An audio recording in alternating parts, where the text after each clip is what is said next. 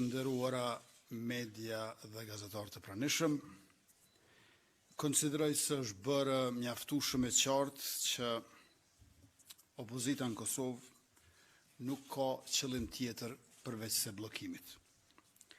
Tash sa kohë sjelljet e kësaj opozite janë kryekëput jo shtetërore dhe anti-institucionaliste.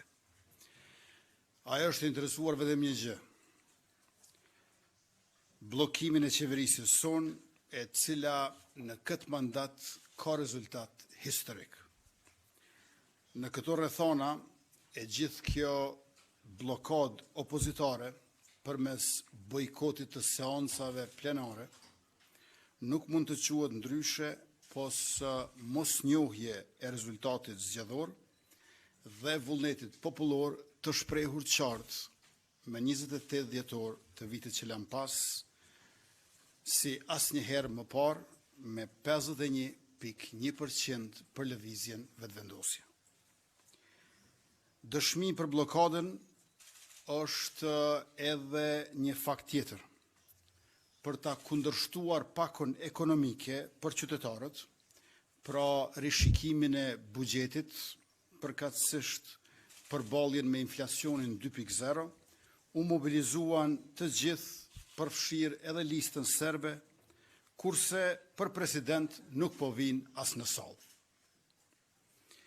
Me bindjen e thellë që Kosovës nuk i duhen blokadat e atyre 10 muajve të vitit shkuar, me besimin e plot se nuk ka nevojë për zgjedhje të reja, me që kemi mbajtur mjaftueshëm të tilla në vitin 2025, dhe rezultati ka qenë i qartë si asnjëherë më parë, ndërkohë që vendi do t'ja humbin edhe spaku mbi 10 milion euro, pra, vetëm për organizimin e zgjedhjeve, pa përmendur 10 milion të tjerë të cilët humbin për shkak se s'mund të bashkëpunojmë me bashkësinë ndërkombëtare siç duam, me që nuk do të kemi kuvend funksional. Dhe duke pasur parasysh edhe rrethona të rënduara globale, ne i kemi bërë të gjitha përpjekjet që vendi ynë të mos shkojë në zgjedhje të përsëritura e të panevojshme. U përpoqëm për një kandidat konsenzual, por ishte e pamundur. I ftova disa herë në takim kryetarin e LDK-s Abdi Gjiku, kryetarin e PDK-s Hamza, ndonë se nuk ofruan asnjë propozim.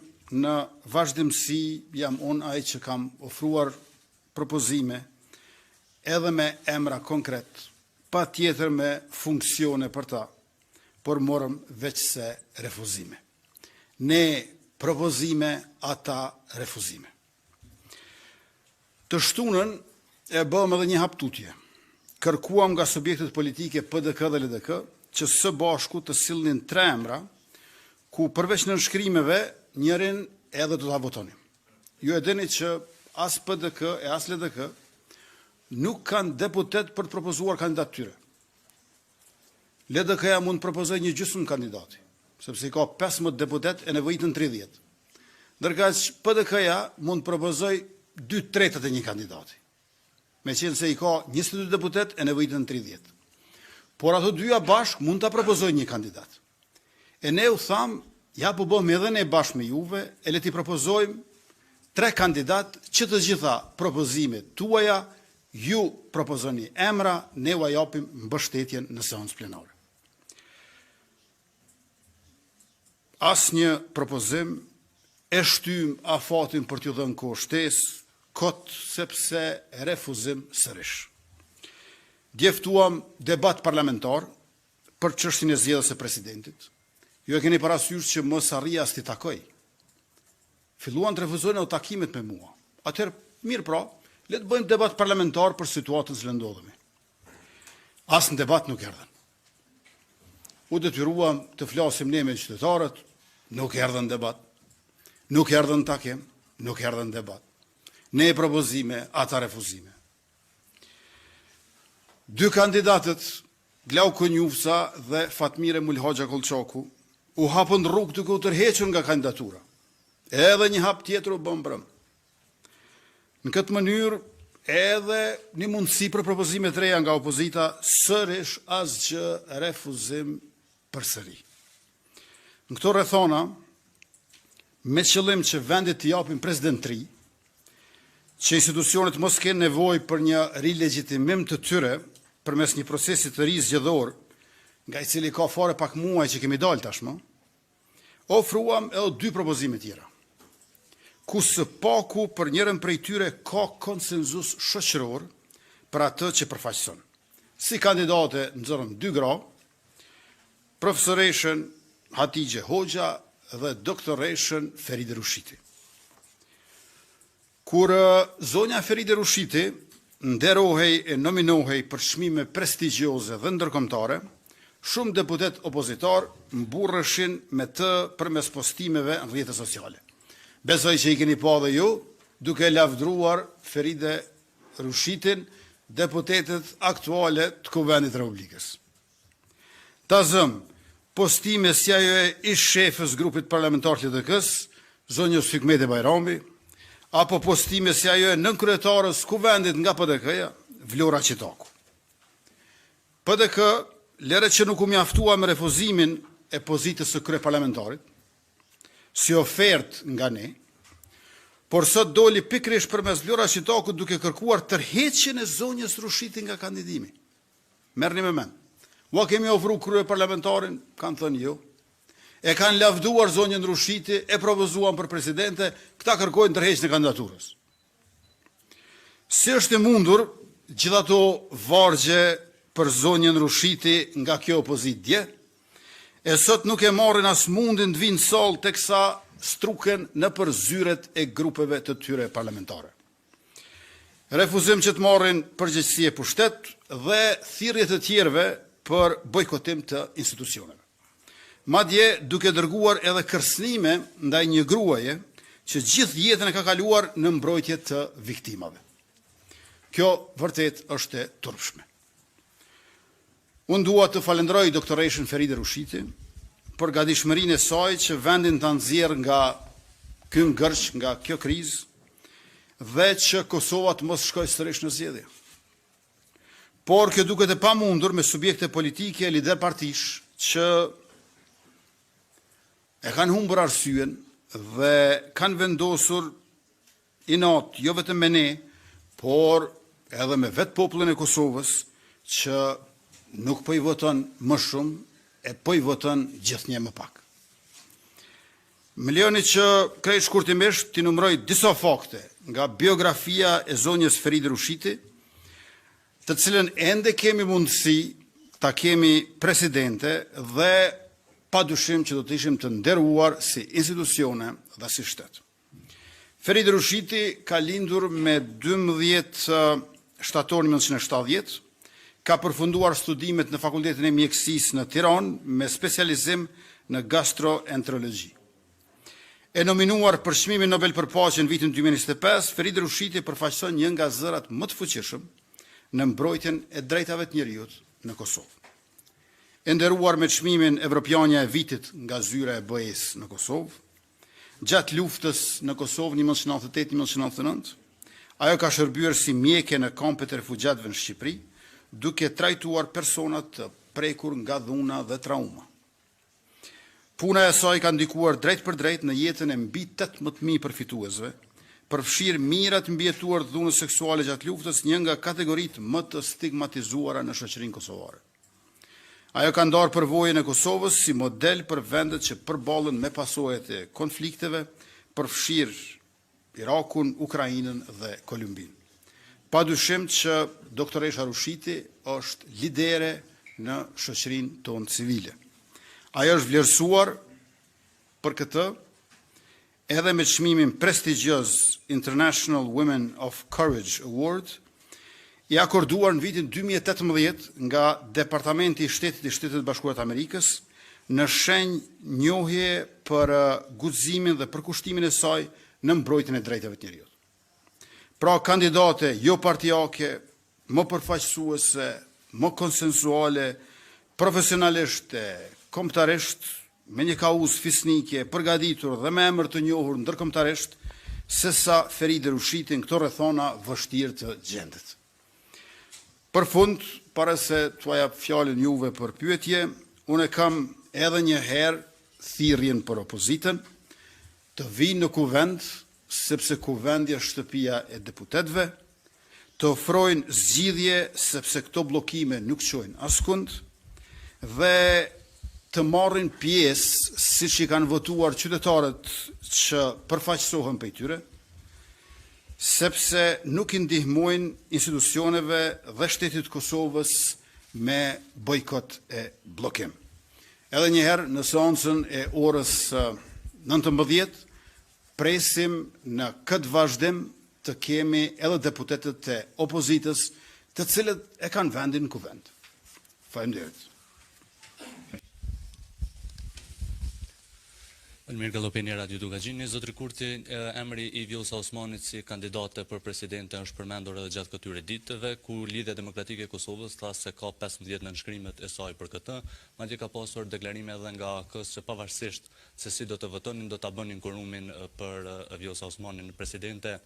Është opsion ky që mund të shfrytëohet tani në këtë fazë ku jemi sa i përket të zgjedhjes së presidentit.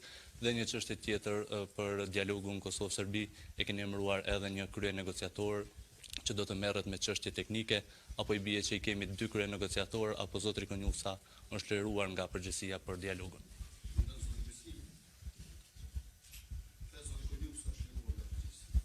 Si krye negociator në Serbinë. A i bie që është liruar, apo i kemi 2 krye negociator? Së pari, unë kryetari i LDK-s, zotri Abdi Gjikun, ju jeni dëshmitar që e kam takuar disa herë, madje shumë herë. Nuk ka pasur asnjëherë asnjë propozim. Përkundër kësaj kishte vetëm refuzime. Unë propozime, ai refuzime. Ndërka që sa i përket paraqitjes së djeshme në orët e vona të natës, së pari ata dolën pas seancës, ndërkohë që para seancës nuk e thënë asnjë propozim, që flet qartë për qëllimin. Së dyti, letra me 15 nënshkrime do të mund t'i ofrohej lëvizjes vetëvendosje në mënyrë institucionale, ose të shefja e grupit tonë parlamentar Arbriana Gapsi, ose të kryetari i subjektit politik. Sepse rreth orës 11 natës, masi që ndërprej seanca, dolën me një listë ku ishin emrat e tyne. Po shumë interesant, nuk shkruante për çka janë ata emra. Emri askujt nuk ishte aty përveç se i 15 deputetëve, që duke i sikur me pasqen ndonjë listë për një debat parlamentar, për shembull për energjinë, ose për diçka tjetër. Aty nuk thuhej që ata emra janë për këtë kandidat. Dhe unë besoj që të nderuar gazetari ju pajtoni me mua që ata emra të më dhonë mua, jo juve. Apo jo? Nuk e di çka bëni ju me ata 15 emra. Ata emra do të vinë te unë. Nëse i kanë 15 nënshkrime për që i bjen gjysmë aplikimi për një kandidat, do të vinë tek unë. Por do ta ketë datën e sodit ajo letër. Jo datën e pardjeshit. Datën e sodit, mbrëmësh dashu ta ketë datën 27 prill, e kishte 25. Sot do duhet ta kishte datën 28 prill, nuk ka as letër as datë.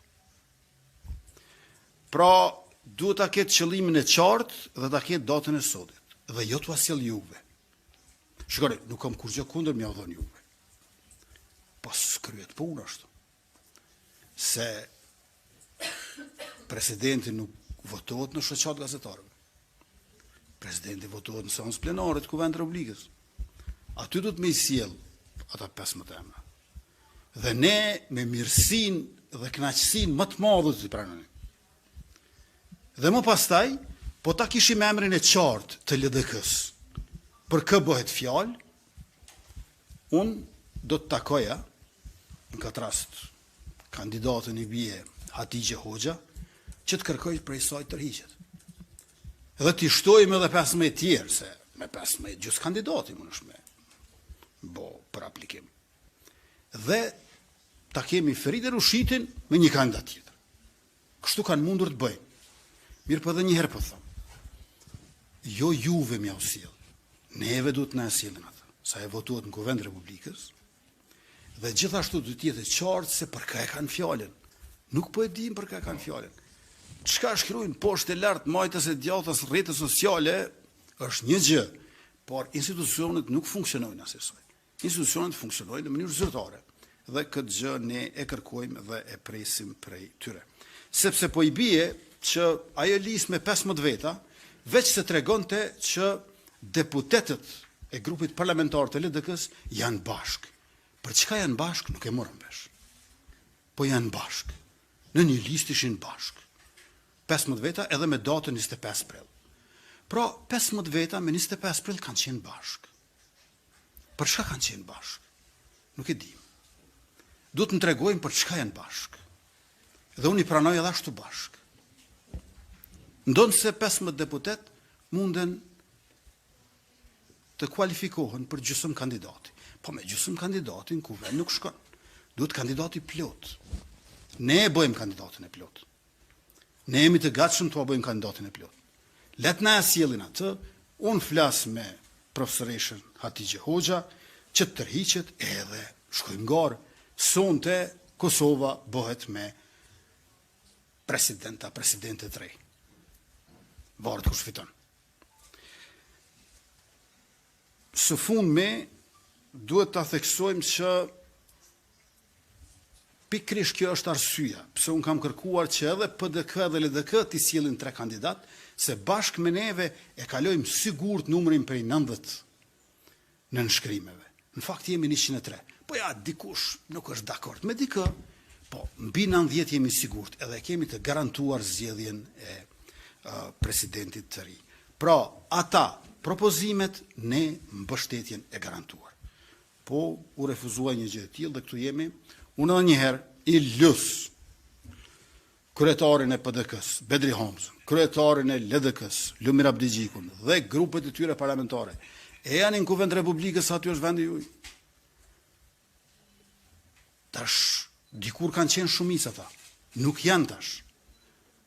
Por nuk mund të thuash që po e mbroj shtetin duke blokuar procese e duke bojkotuar seancën.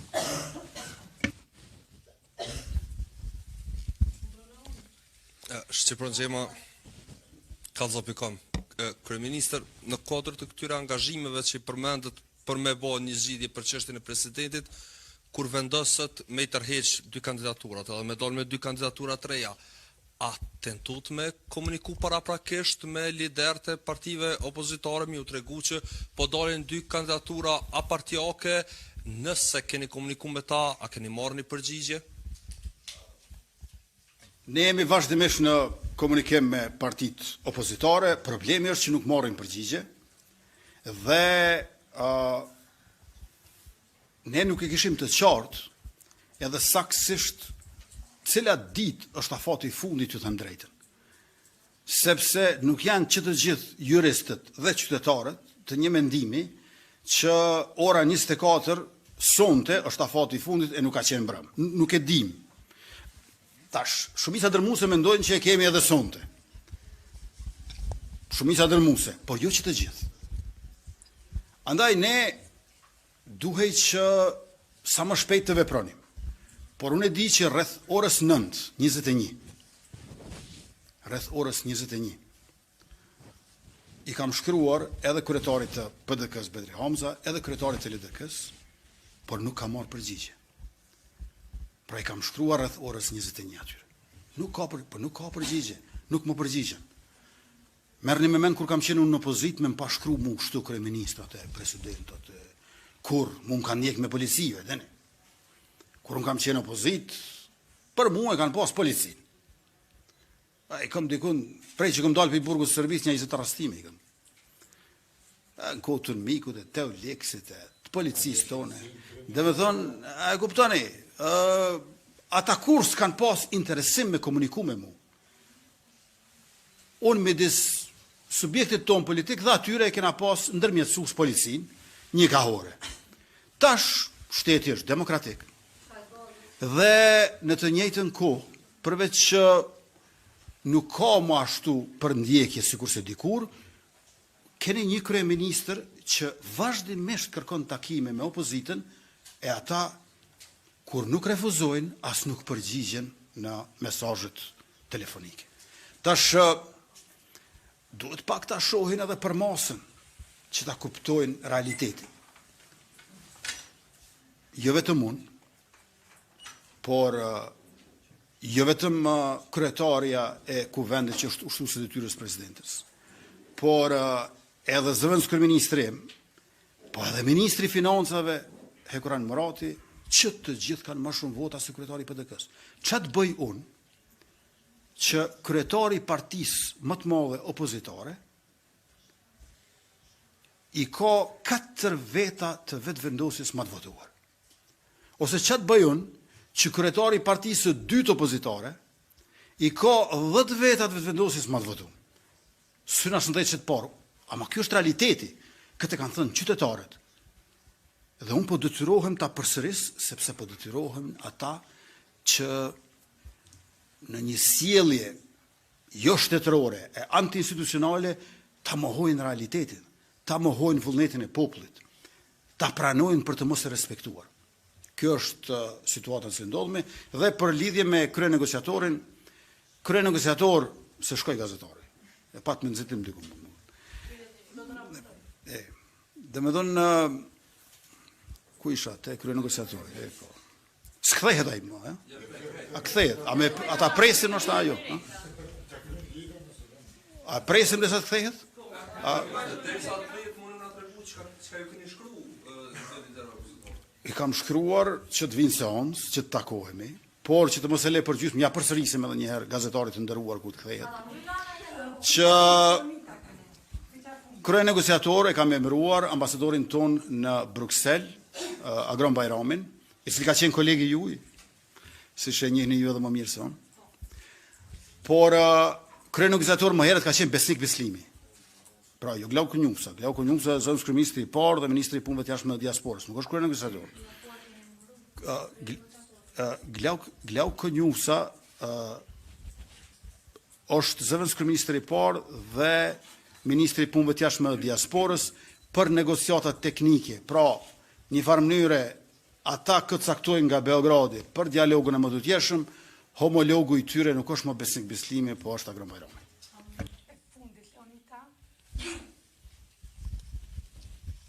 Leonita Bajrami, Top Channel. Kryeministri përmendet 15 nënshkrimet e Lidhjes Demokratike të Kosovës që vetvendosja ja ka kërku vet në kohën e 25 prillit që e thatë edhe jo.